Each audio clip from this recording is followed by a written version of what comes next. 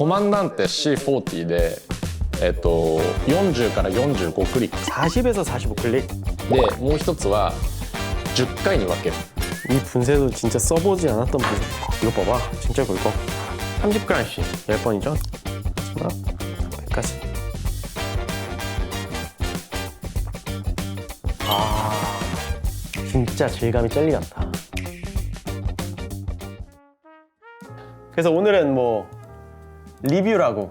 테츠 카스야가 이제 새로운 레시피를 올렸어요. 템푸어 레시피예요. 텐푸어 레시피. 그래서 오늘은 테츠의 그 템푸어 레시피 영상을 보면서 직접 리뷰해보는 그런 영상을 한번 만들어 볼까 합니다. 좋아요. 테츠를 혹시 제일 처음 만난 때가 언제예요? 내가 일본 갔을 때. 그래서 태츠한테 무작정 연락해가지고 우리 나 유튜버인데 레시피 영상 촬영하고 싶다. 그래서 그때 갔었죠. 벌써 4년이다. 그때 태츠 처음 만나고 그 다음부터 이제 우리 굉장히 같이 많은 일을 했죠. 언스페셜 때 에듀도 찍고 태츠랑 더바리스타도 태츠랑 같이 하고 언스페셜 데이도 태츠랑 또 같이 하고 태츠랑 콜라보를 진짜 많이 했어요.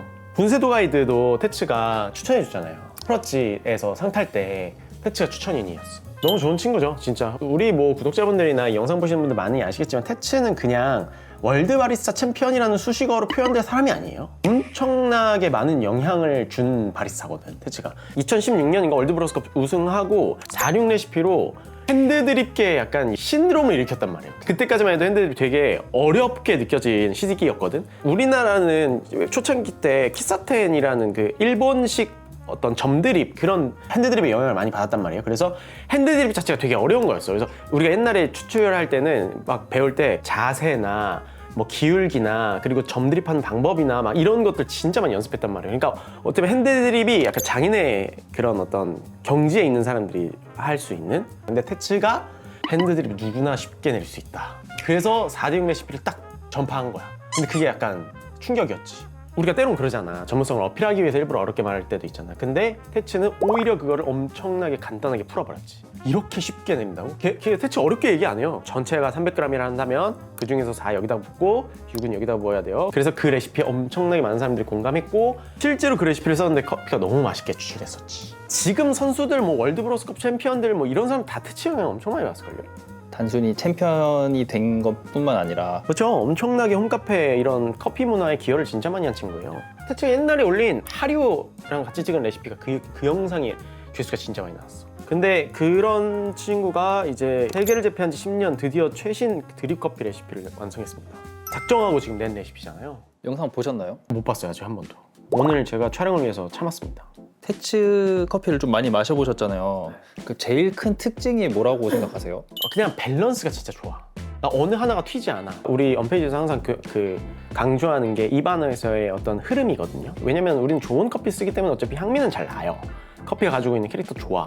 그러면 그 캐릭터들을 이렇게 자극적이지 않게 저는 입안에서 요렇게 흘러가길 원한단 말이에요. 근데 태츠 커피가 진짜 요렇게 흘러가거든요.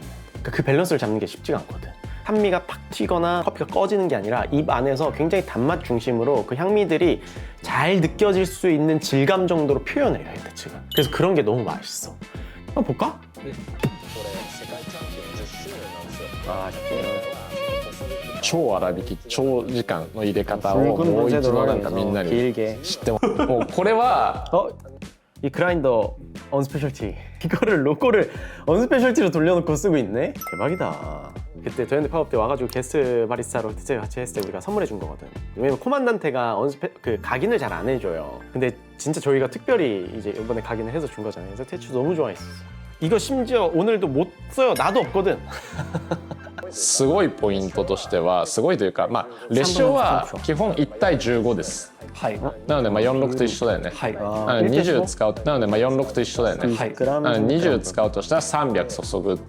で最も大きな違い引き目です。コマンダンテ C40 で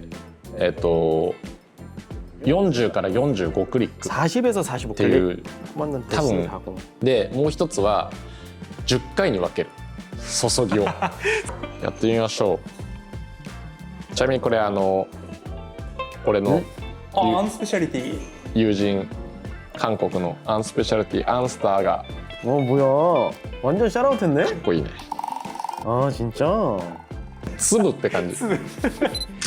もう本当にこの入れ方を発表できる日を心待ちにしてたから俺もうこのドリッパー内にお湯を今2分で240までだからこれネオの入れ方かもしれないやってみてほしいけどね오 보고난 소감 어떠십니까? 그냥 맛있을 것 같은데?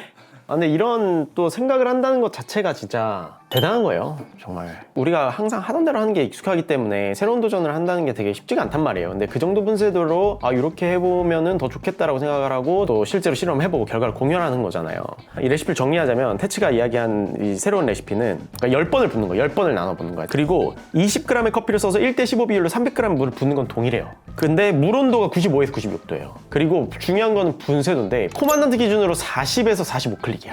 이게 진짜 굵거든요. 제가 6888 레시피 영상에서 소개해드린 분쇄도가 1000에서 1200 정도. 제 레시피도 분쇄도가 좀 굵은 레시피예요. 그게 이제 코만던트 기준으로 한 뭐 26에서 28 굵어봤자 이거는 40클릭이니까. 이 레시피의 관건은 이 굵은 분쇄도와 나눠 붓는다는 거 10번을 보통 일반적으로 핸드드립이 분쇄도를 좀 굉장히 가늘게 가서 원퍼 레시피부터 시작해서 그 다음에 2번에 나눠 붓는 거, 3번에 나눠 붓는 거, 4번에 나눠 붓는 거 그 많게는 5번까지 6888도 4번에 나눠 붓는 거잖아요. 그래서 4번 나눠 붓는 게 그래도 많이 나눠 붓는 축이란 말이에요. 10번을 붓는다? 그거는 진짜 상상하기가 쉽지 않지. 분쇄도가 굵으면 어떻게 돼요? 농도가 낮게 나온단 말이에요. 그쵸? 왜냐면은 커피와 물에 닿는 표면적 자체가 되게 적어지기 때문에 그러니까 커피 안에 있는 성분을 빼오기가 더 쉽지 않은 환경인 거죠. 그러니까 새물을 부어줘서 커피 안에 있는 성분들을 더 많이 가지고 나올 수 있도록 그 푸어를 간격을 조절하는 거가 그 레시피 포인트인데 이것도 마찬가지로 분쇄도가 굵기 때문에 더 많이 나눠 부어줘야 되는 거예요. 그러니까 더 많이 나눠 부어준다는 거는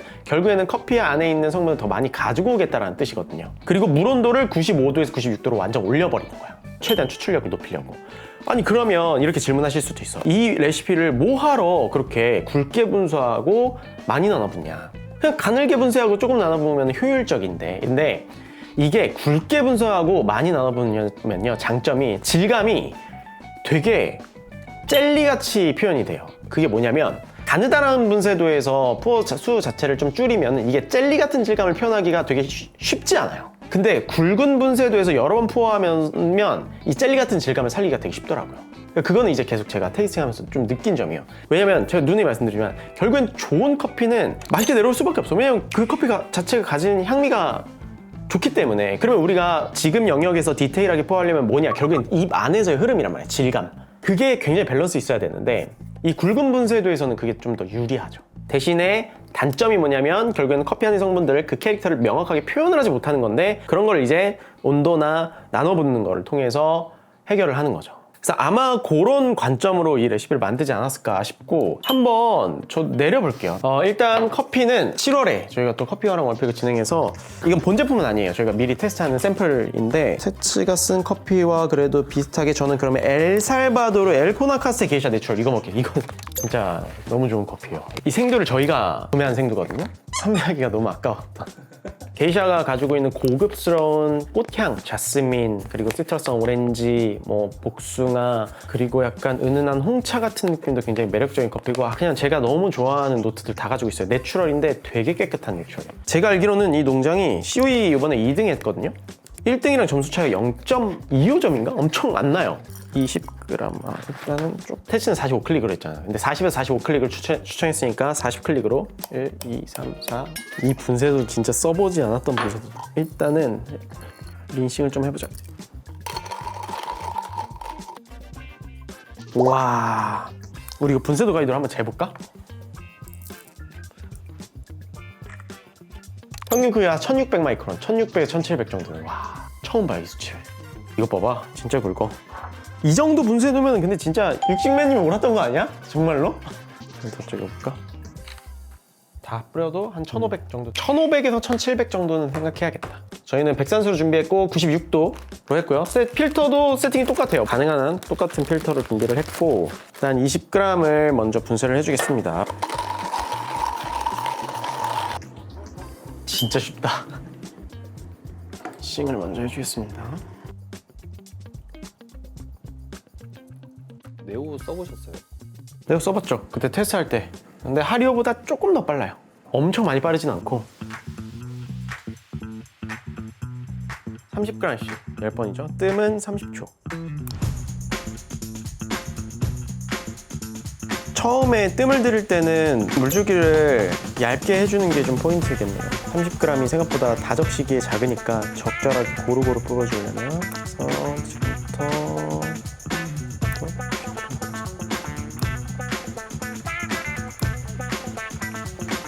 80, 60, 240, 마지막까지. 한번 해보니까 어떠세요? 이게 확실히 많이 빨리 나눠 부어야 되다 보니까 처음에 익숙하지 않으면은 헷갈리실 것 같아. 나 중간중간에 조금씩 헷갈렸어.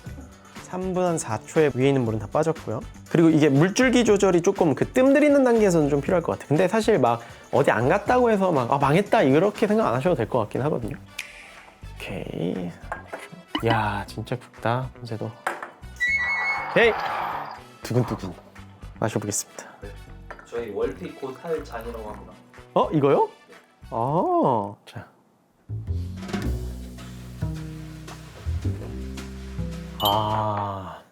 진짜 질감이 젤리 같다. 와, 근데 비터가 하나도 없고 진짜 그 산미 피크가 이렇게 낮아. 그래서 그냥 처음부터 끝까지 그냥 시럽 먹는 것처럼 그냥 단맛이 이렇게 쭉 이어지지. 이게 되게 매력적인 거예요, 이 커피에 대해서.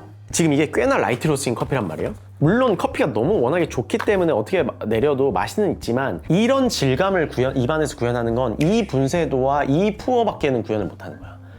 와, 근데 진짜 자극이 하나도 없어. 비터가 하나도 없고.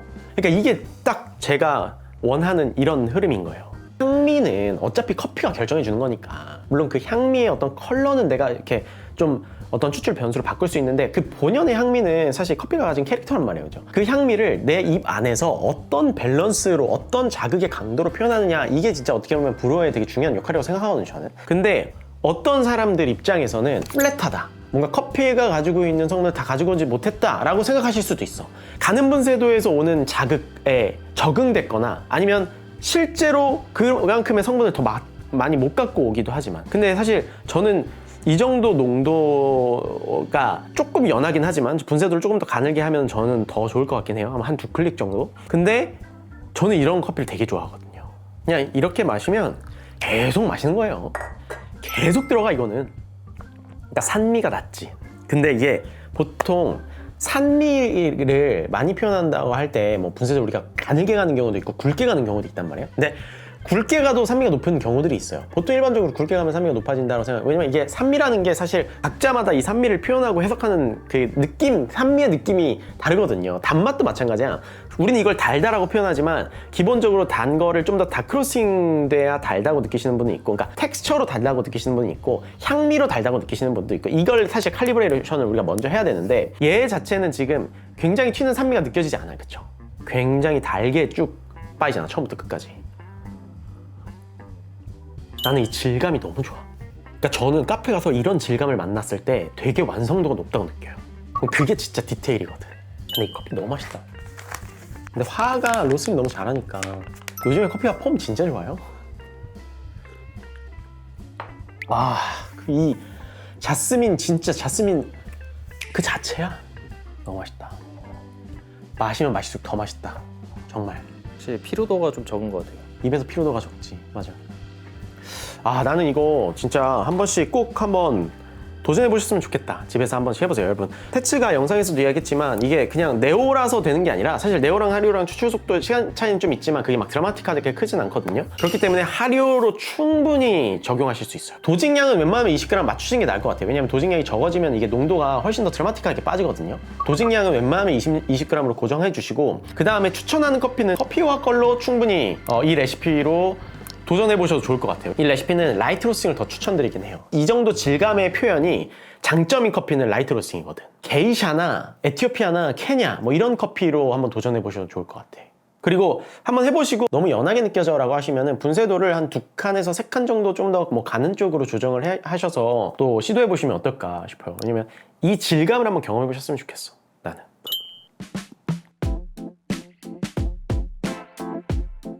자, 오케이. 저 오늘 또 이렇게 우리 테츠 카스야 우승하고 10년 기념으로 또 새로운 레시피를 또 저희한테 재밌는 즐길거리를 제안해줬는데 너무너무 좋은 또 레시피여서 여러분들도 한 번씩 다 해보셨으면 좋겠고요. 이번 달에 저희 또 커피와 7월 월픽을 한 달 동안 진행하고 있습니다. 커피와는 요즘에 정말 폼이 좋아서 제가 개인적으로 정말 좋아하는 로설이기도 하고 몇몇 커피들은 또 언페이지에 소개가 될 거예요. 근데 너무너무 잘 준비해 주셨어요. 이번에 정말 열과 성의를 다해서 준비를 해주셨거든요. 라인업도 너무 좋고 저희도 커피할 때 팀원들 사이에서 너무너무 좋은 평이 나온 그 월픽이라서 정말 기대가 되는데 많은 사랑 부탁드리고요. 다음에 또 유쾌하고 재밌는 커피 관련된 컨텐츠로 찾아뵙도록 하겠습니다.